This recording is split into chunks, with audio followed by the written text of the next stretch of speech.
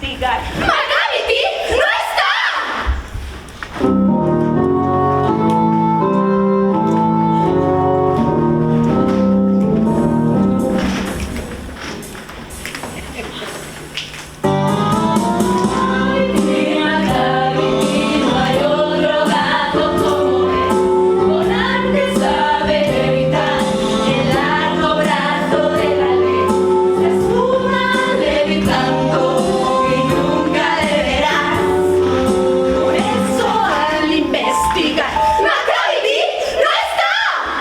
Exploren el subsuelo y registren el portal. Es lo mismo una y otra vez. ¡Macavity no está! Macavity es algo pelirrojo y socarrón.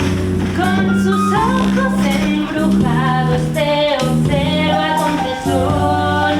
Su frente alta siempre está en plena actividad.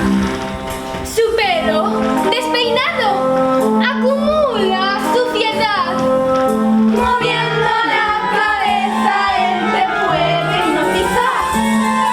Mas cuando van a investigar, ¡Macavity no está!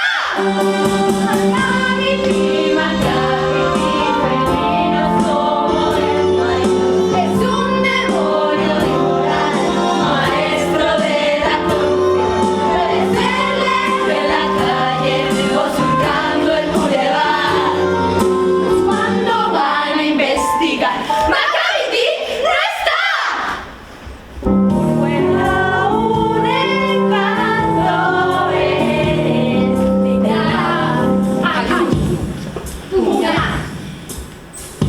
y no hay huellas de su paradero ni de la escoco.